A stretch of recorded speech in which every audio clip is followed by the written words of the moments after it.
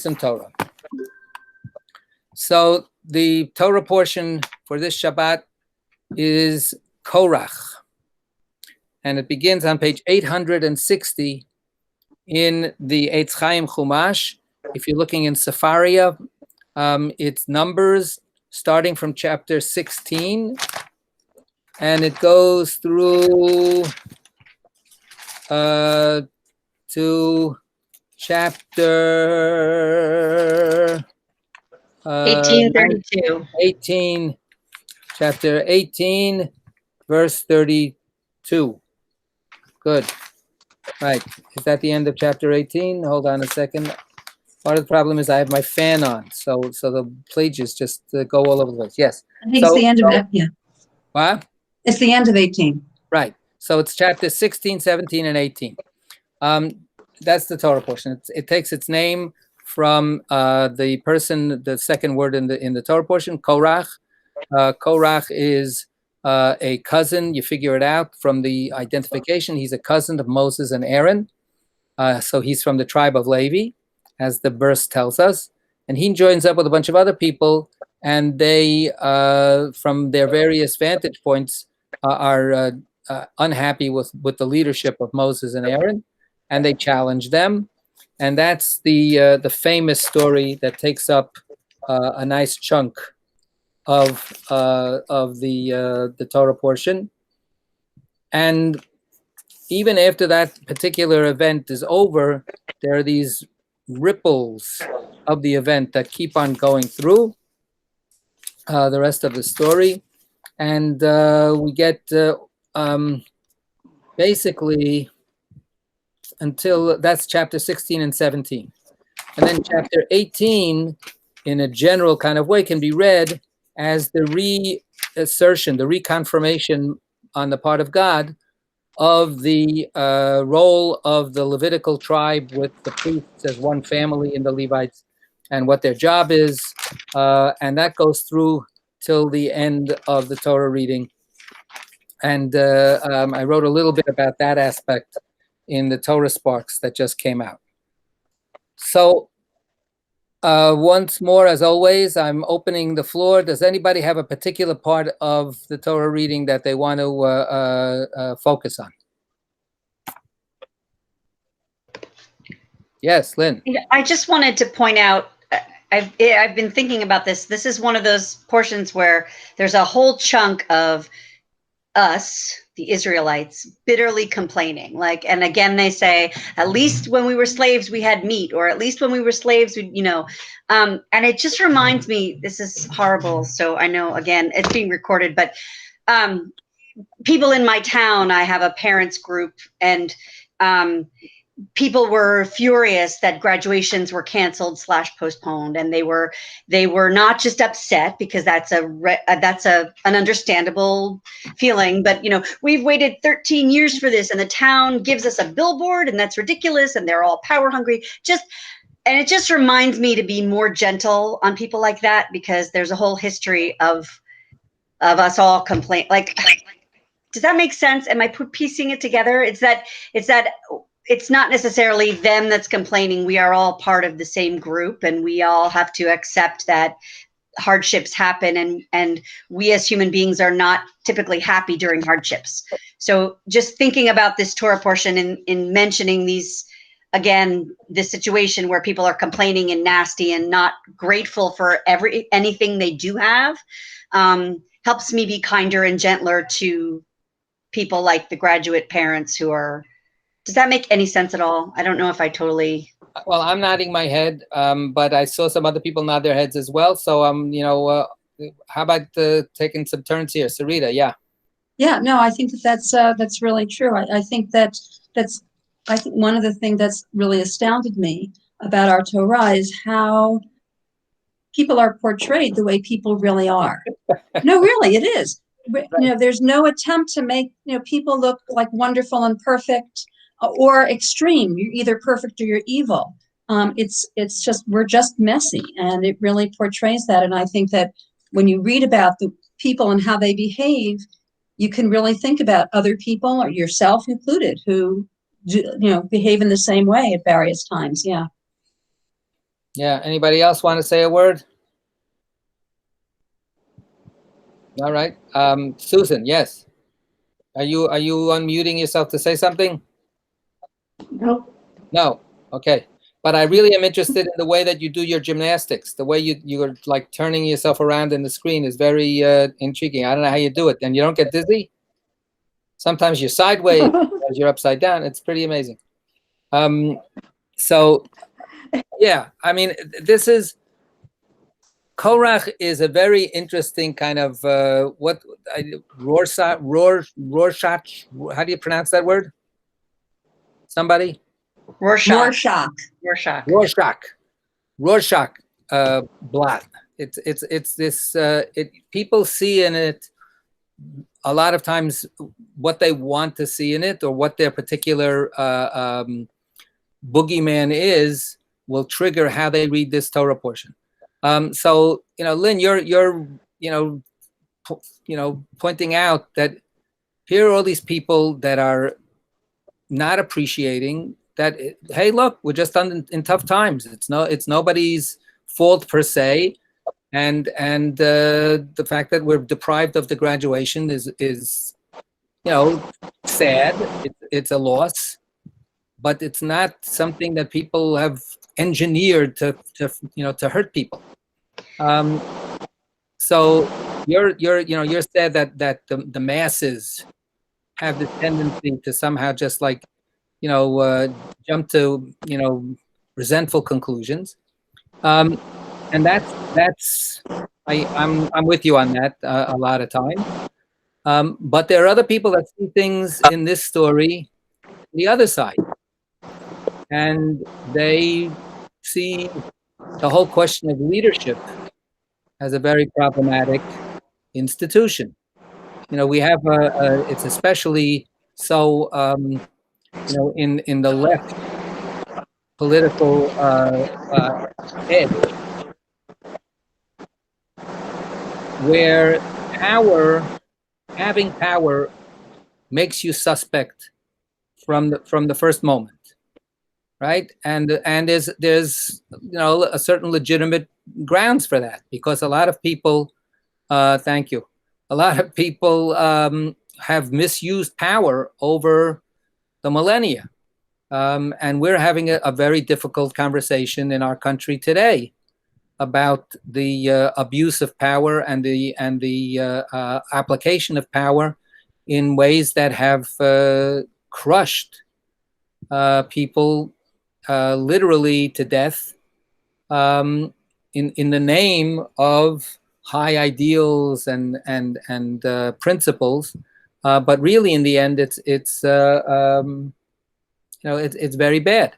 So who are you willing to give the credit to, right? Who are you willing to in the end judge favorably, or give the benefit of the doubt, right? And this is a huge question, and people have to make very, very thoughtful decisions in any particular case.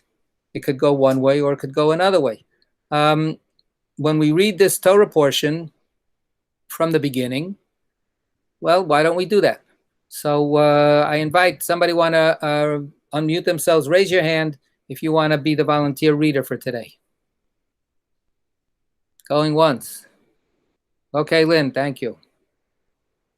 So starting 16, from chapter yeah. 16, right, page 860 in the Eitz Chaim.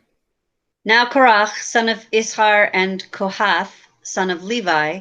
No, so it's son of Ishar, who is the son of Korach.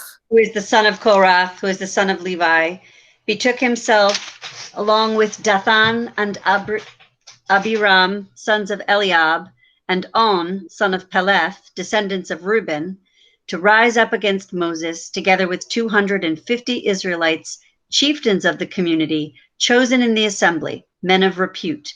They combined against Moses and Aaron and said to them, "You have gone too far, for all the community are holy, all of them, and the Lord is in their midst. Why then do you raise yourselves above the Lord's congregation?" When Okay. Moses Wait, that's enough. That's good. There's a little, we could stop there. That's a bite-sized piece. So this is the beginning. It goes right to the jugular. So this is Korach, and it's not just Korach, although that's the name that we have for the Torah portion, but people that are slightly less well known, Datan and Abiram. So they all combine, and then they have this whole really VIP list. It's like a full-page ad in the Times with 250 people signing on this letter of protest, saying we're with Korach, we're with Datan and Abiram, and we want to impeach Moses and Aaron, and we're accusing them of abuse of power. We're accusing them of Rav Lachem. You've gone too far, and you are lording it over the people, and you have no right. So, in general, I've always, said this story is more unbelievable than the story of the miracle of the splitting of the Red Sea. The idea that people could actually say this to Moses and Aaron, to me, after everything that Moses and Aaron have done, and get away with it, is mind-boggling. But they do. There's a lot of people who are swayed by what they're saying, and you have to ask yourself a little bit, going back to Lynn's example, what is eating them? The parents that are complaining about how terrible the town is for taking away their graduation, or the Board of Education, or whatever leadership group that they're pointing their finger at. So what's eating them? So of course we know something is eating them. We know that they really are disappointed that their children are not getting this really meaningful, wonderful celebration that they've been looking forward to. Certainly this past year, certainly when the year began and we didn't know anything about all the horrible stuff that we have now, they were looking forward to a wonderful, amazing, conclusion, and that was taken away from them. So we have something we know that that's eating them. Plus, it's exacerbated by the pandemic. So stuff is eating them. So now, by analogy, what might we imagine? What is eating Korach and Datan and Abiram? And then the people that they rouse to their cause? What kinds of discontent? What are the sources of their discontent? So, okay, wait. So I'm going to give Marty a chance, and then we'll come back to Lynn and anybody else. Yeah, Marty. You have to unmute. Unmute. Unmute yourself. Unmute yourself or forever hold your peace. Push the button on the microphone. Nobody can hear a word you're saying. Can you hear me? Raise your hand if you can hear me. Good. So unmute your microphone. At the bottom of your screen, there's a picture of a microphone, and right now it's got a line through it. Oh, there you go. See that? Now he's angry at me. No, I'm sure he's not. But okay, I hope he figures out how to do it. Okay, Lynn, and then Sarita, and then anybody. Well, it says we're holy too. We're all holy. So it seems like they want some of the glory. They want to be included in the specialness of Moses and Aaron. They say you've gone too far. For all the community are holy, all of them, and the Lord is in their midst. So the Lord is with us, and we're great too. Okay, so the complaint that they say is, we're all holy. So who do you think you are? So I want to hold that in abeyance for a second and say, did Moses ever say they weren't? Did Moses ever, sometimes the words that you use are not really what is bothering you, right? So I'm suggesting maybe there's other stuff. Marty, now you unmuted yourself. Yasher Koach. What? Oh, have I? If I have, I'm quite surprised. One of the things, it was totally accidental and beyond my intention or control. Right. One of the things I think they're unhappy, well, there are a couple of things they're unhappy about. This happens to be, by the way, one of my favorite portions in the Torah. One of the things they're unhappy about, it would seem to me, is that Aaron also has this exalted position, not just Moshe Rabbeinu. At the same time, like many of us, they're starting to think back about their former life in Egypt, and they're remembering things, that that they're exaggerating the significance of them or how great life was there. You know, as is the case for many of us when we move on from one situation to another. So they're looking back at these circumstances and saying, "Boy, life wasn't so bad in in the old country, metaphorically speaking.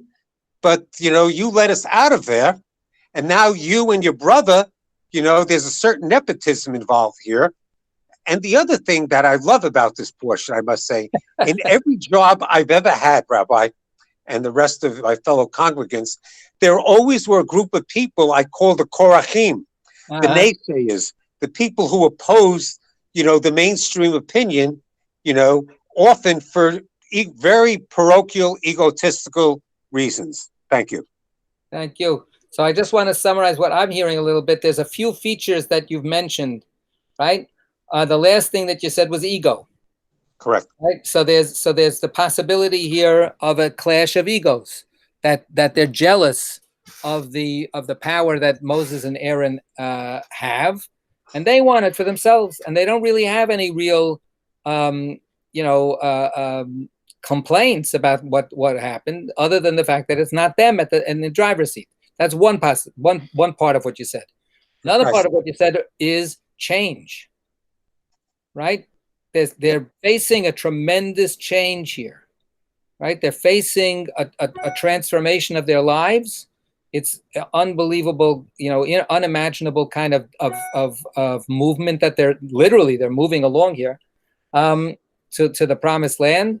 So change is also sometimes a tremendous multiplier of anxiety and stress, right? And Moses and Aaron are the figureheads of this process of change. So they get all of the all of the complaints, and of course the change is not that smooth. And then you mentioned Aaron, and I think what that was about was the nepotism, right? That who does Moses think he is to pack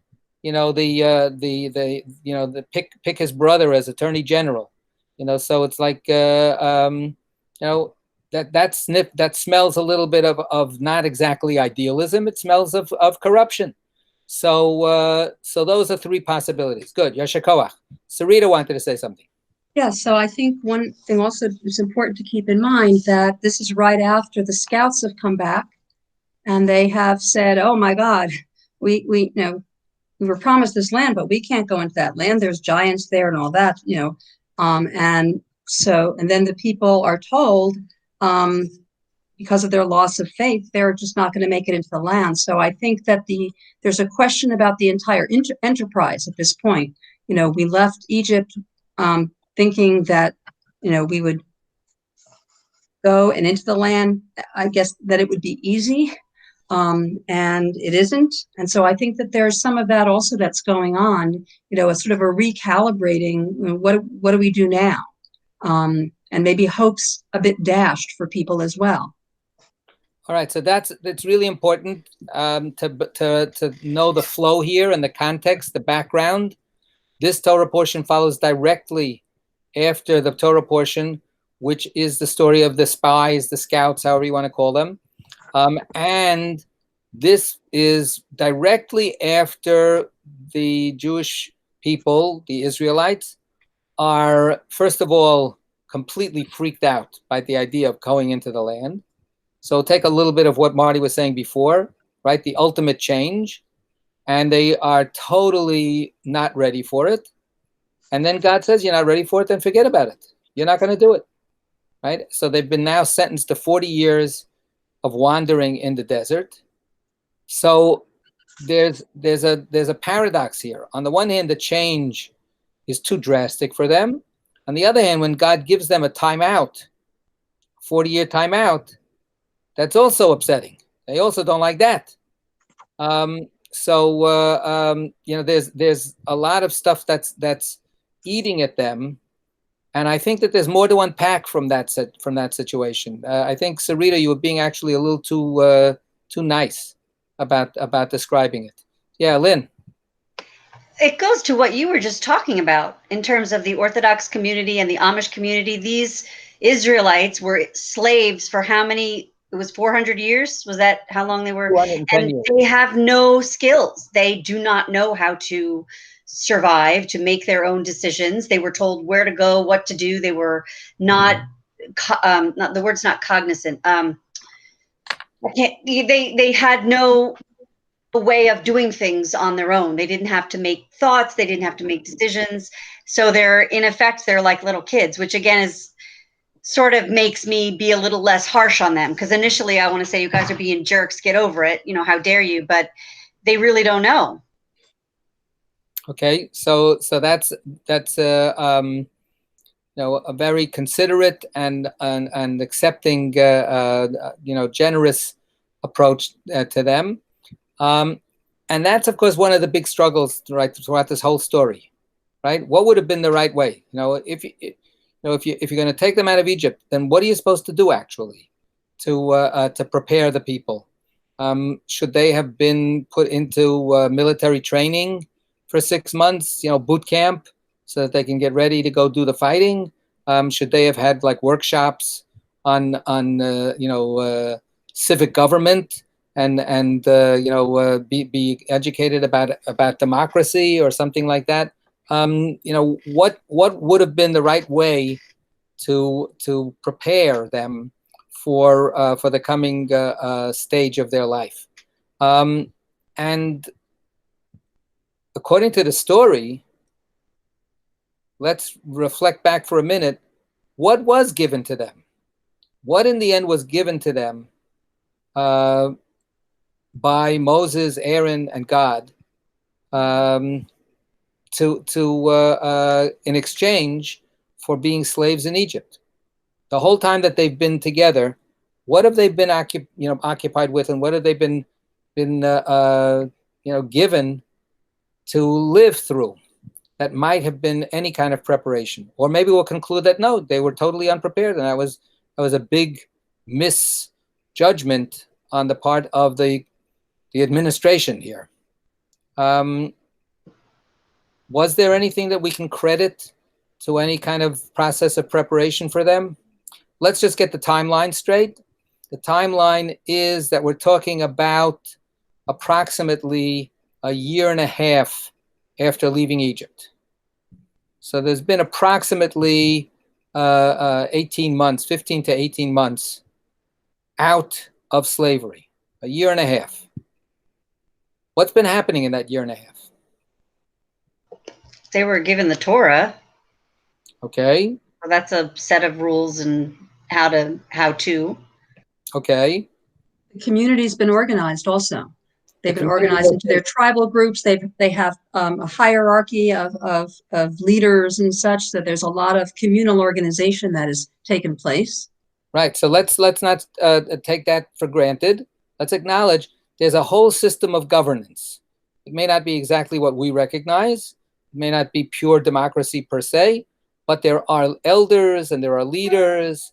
And in fact, these people, these 250 people, are part of that leadership you know, class that is supporting the rebellion. So there are you know, different organizational factors that have been applied to the people.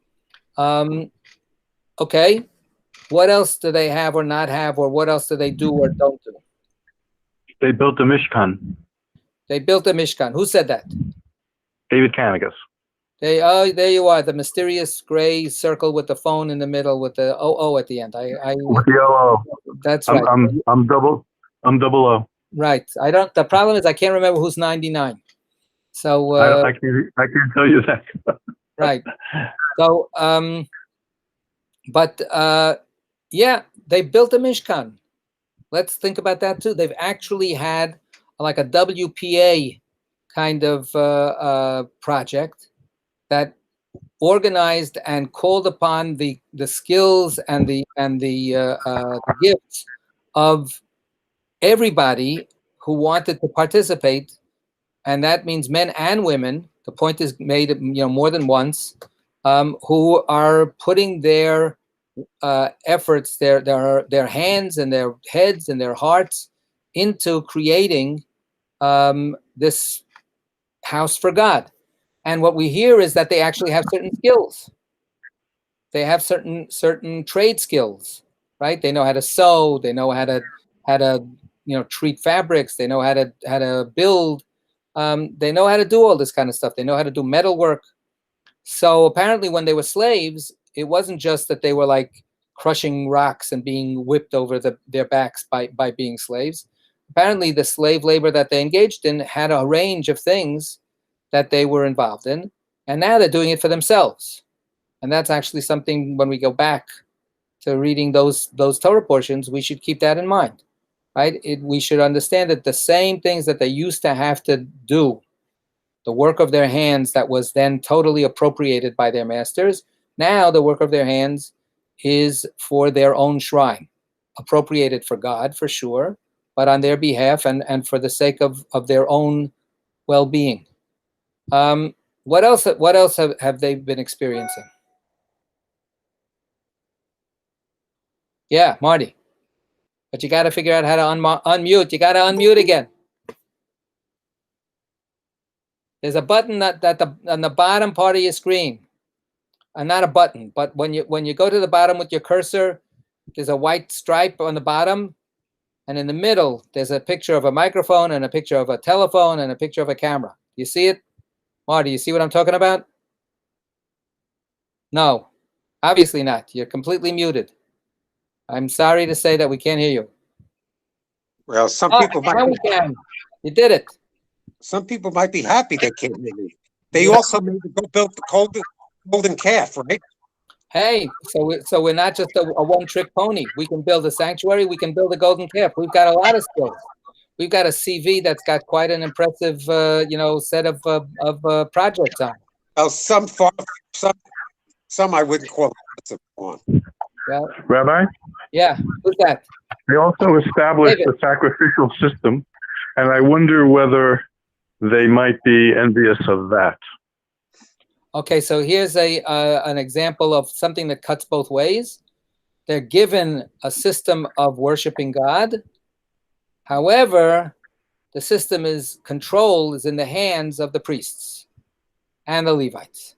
So on the one hand, they're given something special.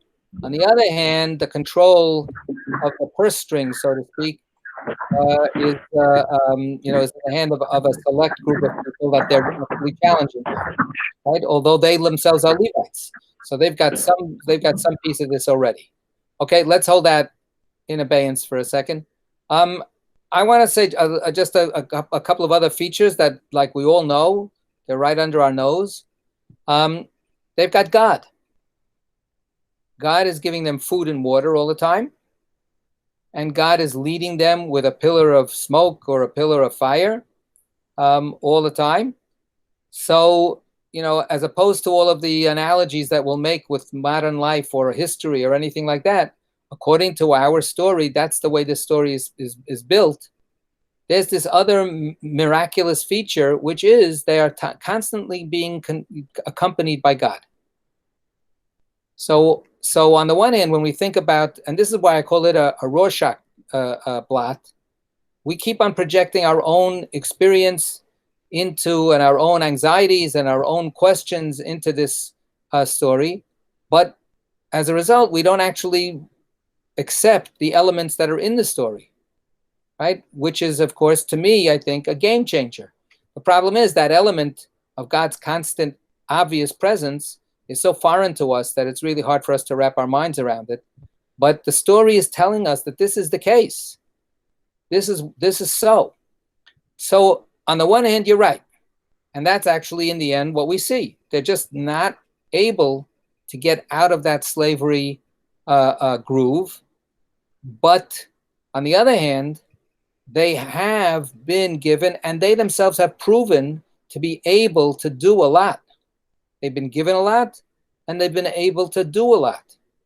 So the anxiety and the uncertainty that they have, which in many ways is natural, is only a partial reading, right, of what their experience really is. It's focusing on some very, only specific pieces of it.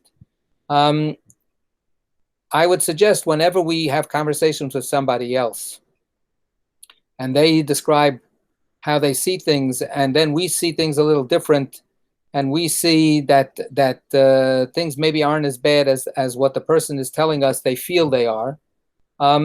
It's always easier for us to see that they're not looking at the whole picture. They're not giving themselves credit for certain things, or they're not, they don't quite believe in themselves enough because of whatever psychological or emotional things they're going through. But we try to encourage them by saying, look, well, it's not as bad as you think it is. Sometimes that conversation happens, but the person who's talking about it doesn't see it at all. They cannot see what's obvious to us, what's totally visible for us to see as part of the reality. They just cannot grasp it. I wanted to go back to what Sarita was saying before and bring in, I think, a little more of an extreme part of it. And that is, when we think about last week's Torah reading, and I think I've said this more than once, we have there a tremendous failure of will on the part of the people. The people don't see God, and God is right in front of them. The people don't see the help that they're given. They say, no, we're just grasshoppers, they're giants. Well, so what? Even if the other people are giants, God is on our side, literally. Forget about the cynicism that we have when somebody misuses that kind of statement. That statement now is an abominable cliche. But in the Torah's story, it's true. God really is on the side of the Israelites. And they can't see it. And what do they say instead? They said, God is actually trying to kill us. God is actually sending us into the promised land so that we will be decimated by the local population. That's God's plan. We have a 2-word phrase or term for this kind of thinking. It's called conspiracy theory. Right? This is the classic conspiracy theory approach. It looks like it's one way, but I know that really it's the exact opposite, or it's really this secret, other way of doing things, and you're trying to fool me, but I can see right through it, right? And and we didn't get a chance last week, unfortunately, to study the portion, but that's the whole thing about seeing, right? That's the challenge. Can we see clearly or not? The end of the thing. Look at your tzitzis. Teach your eyes to see clearly, and don't go running off into false, facts or fake news. So the truth is that the Israelites completely lose it last week. Terrible, terrible, terrible failure.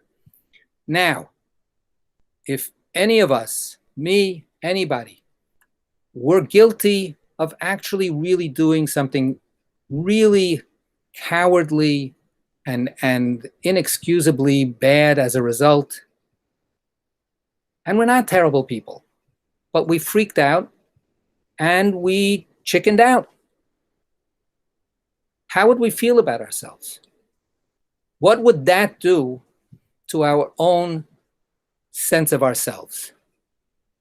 Right? Yes, Sarita, you wanted to say something. No, I was actually likening not so much to conspiracy theorizing, but the view, for instance, that people express where they don't trust our government can't do anything, and not recognizing that some of the things that they depend on come from the government. I mean, the thing that became sort of a joke when people saying, get the government out of my Medicare, get the government out of my Social Security, right. Not recognizing that these were programs that couldn't happen except for the federal government. And so that's sort of the way that I see, some of what's going on here is God's there all the time. It's hard, and we have, because it's really difficult for us as well. They actually have more the sign, the tangible presence of God, and yet they still can't see that God is there and doing all of these things for them, and they feel bereft. They feel like not supported, and yeah. Right. So again, yes, so very selective vision, right? And a very selective perspective. And it's infuriating. I mean, it's like, again, mind-boggling to me every time I read these Torah portions. I know, Marty, you really like these Torah portions. They drive me crazy. They drive me absolutely crazy. Because they're true. They really are true, but unbelievable, mirror to our own human nature. So the question that I asked was, if I actually really ended up really failing myself, failing my best self, failing everybody else out of a sense of cowardice and terror, how would I feel then about myself? So I could be really devastated. I could be devastated for the rest of my life. I could be ashamed and humiliated and beat myself up forever. And hopefully I wouldn't do that. And that's why good therapists were invented, to try to help people deal with that. But another coping mechanism is don't accept that responsibility. Don't accept responsibility for messing up. Blame somebody else. Blame somebody else. And then you don't have to feel humiliated. You don't have to feel small. You don't have to feel unworthy. You don't have to feel that you have schmutz on you that you have to clean up.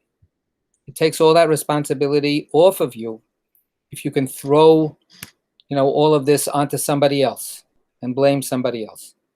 That's my reading of what's going on here. That's what's eating them. What's eating them is themselves. What's eating them is the recognition that they really failed, that they really did not step up. And they are horrified by looking in the mirror, and they don't want to look in the mirror. So what do? They say, Moses, it's your fault. Let's read for a second. Let's skip for a second. And let's go to 862. Lynn, you're our reader. And let's read from verse 12. All right. Are you in chapter? Can you give chapter and verse? I'm on the JPS Tanakh. Okay, yes. So chapter 16, same chapter. Yep, so verse 12. It's a few. Yep, I got it. Moses sent for Dathan and Abiram, sons of Eliab, but they said, right, so they're the other leaders of the rebellion, right? Go ahead. They said, we will not come. Is it not enough that you brought us from a land flowing with milk and honey to have us die in the wilderness, that you would also lord it over us? Even if you had brought us to a land flowing with milk and honey and given us possession of fields and vineyards, should you gouge out those men's eyes? We will not come. Moses was much aggrieved, and he said to the Lord, pay no regard to their oblation. I have not taken the ass of any one of them, nor have I wronged any one of them. Okay, so let's go back and see what, here is Datan Abiram. They're the co-leaders of this uprising. And how would we characterize their complaint as compared to Korach's language? You read Korach's language before. So Korach's language is in verse 3, but their language is in verse 12, 13, 14. So what's if we put them side by side, how would we characterize the two different attacks? So here they're accusing him of deceit, and Korach had accused him more of like arrogantly putting himself above other people. And in what area is Korach accusing them of being arrogant? What appropriation, this arrogant appropriation that they're guilty of? And in what area are Datan and Abiram concentrating? So Korach says the whole people are holy, right? Who do you think you are? We're all holy, right? We are all God's people, right? They say, right? Uvetocham Hashem, God is within us, right? They're actually acknowledging that God has been with us all this time. God is right here. So why are you becoming so high and mighty? Right? So there's a religious, spiritual aspect to their language, which is very, very clear. Now look at the phraseology of Datan and Avira. Did they mention God? No.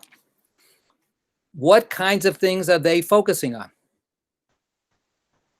Material stuff. Absolutely, Yeah. right? The material stuff and the whole journey, this whole project of taking us from one place to another. Back to Marty's point about the change.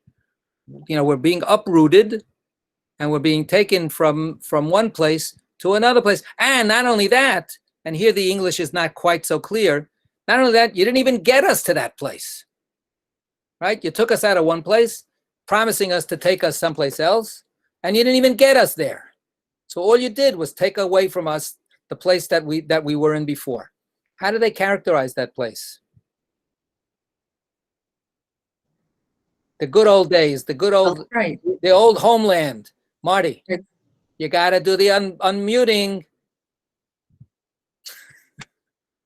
You got to unmute. Yes. A land of milk and honey? Yeah. Can you imagine what chutzpah? This is the phrase that was invented by God. It's copyrighted. It's a trademark that God invented to describe the land of Israel. Right? This is all the way back when at the burning bush. That's when God says to Moses, I'm going to take you to a land flowing with milk and honey. Right? And now they're saying, you know what was the real land of milk and honey? Egypt. You took us out of a land of milk and honey, and you promised to bring us to another land, and you never even took us there. You never even got us there. So don't try to fool us. You can't fool us. Right? That's their argument. It's an astounding argument. Marty, yeah. Wouldn't it be fair to say that it was one thing for Moses to become the anointed one, but it's totally different for his brother to be appointed? That's right. So the problem with that is that God says so. But they also say, the Korachim, forgive me, also say, look, we all here heard God at Sinai. You're not the only one. Right. Okay. Let's go back to that. So when everybody heard God at Sinai, what was their reaction? Anybody remember? There was fear. There was trembling. And then what? How did they cope with the fear and trembling? They appointed Moses to be their intercessor. They appointed Moses to be the intermediary. So now they're complaining. Who do you think you are, Moses? Who appointed you? Guess what? You appointed me, says Moses. Right? What do you complain? Either God appointed me, or you appointed me. But you can't have it some other way. Right? When I was appointed by God, I said, send anybody else you want. Shlach na biati shlach. I don't want to be here. I don't want to take on this mission. Right? And God says, no, you have to do it. 3 weeks ago, when all of a sudden there are all these prophetic spirits going around in the camp, Eldad and Medad are filled with God's spirit. So Joshua, Moses, loyal helper, says to Moses, put him in jail. This is terrible. They're gonna like get in your way. And Moses says, I wish everybody had God's spirit. I don't care. I have no skin in this game. Let everybody be close to God. So again and again and again, we've got counterfactual stuff. We've got what we've read in the story, which either, look, we can be conspiracy theorists about the entire Torah. We can say that the whole Torah is actually trying to pull the wool over our eyes. But if we follow the story as it's being told, the terms of this story give us so much, grounds for expecting the people to just say, okay, we've got it tough. Like Lynn said before, this is very, very tough stuff. We're not happy. We don't have to dance in the sand here, but we also have to recognize that we've got somebody who's been appointed by us and by God, and who told us that we could go into the land, and then we didn't listen. Right? What they're saying, what Datan and Abiram are saying, you didn't take us into the land. Well, I wanted to, and you refused to go. And now you want to blame me that we didn't get into the land? Right? It's like blatant. It's like this so super denial of clear facts. So, and to me, this is part of that idea. The denial is because if they don't accuse Moses, they have to accuse themselves. If they don't, throw this at Moses, then they're going to have to actually admit that they made a huge error. And then the question would be, how do we make up for it? How do we fix this? How can we make things better? We in this country are at that moment. Right? We only have a couple of minutes. We are in this country are at this moment where it's up to us to either recognize that we've blown it, or we can blame other people. But the facts are available. The facts are available. The history is there. And unfortunately, the history for so long was actually not that obvious. We could have ignored the history. We didn't have splitting of the Red Sea stuff. We had, lynchings that we didn't pay any attention to. We had redlining that we didn't pay any attention to. If anybody listened to the talk that Al Pelham gave to us, he was talking about his own youth and about the corrupting of the Black community's economic health by this 1-2 punch. First, we'll get the banks to refuse to lend them money, and then we'll get the loan sharks to lend them money because they're desperate and impoverish them that way. So it's great, we got them coming and going, but we never wanted to pay any attention to that. We never wanted to pay any attention to the government-sponsored, denial of equal opportunity to a people that was living right next to us. Now, all of a sudden, it's being rubbed in our noses, and we're challenged now to decide: are we going to say, "Ashamnu, bagadnu, gazalnu"? Yes, we are really guilty of these things. We, as an entire society, are really guilty. And now let's try to do tshuva. Let's try to do some kind of, repentance, rethinking, response, return. Let's try to, capture back what it is that we always imagined we really believed in. Didn't we all really say that we believed in life and equality and all that stuff? Of course we do. But then, we sort of do it in a convenient way, in a partial way, in a way that doesn't end up, applying to other human beings, and then we're upset and that they get angry. How dare they get angry? How dare they get? I had a conversation today with somebody. The only thing this person was upset about was not about 400 years of murder and rape and oppression. It was about how dare they get angry with us today and be violent. I don't think violence is good. I think violence is wrong.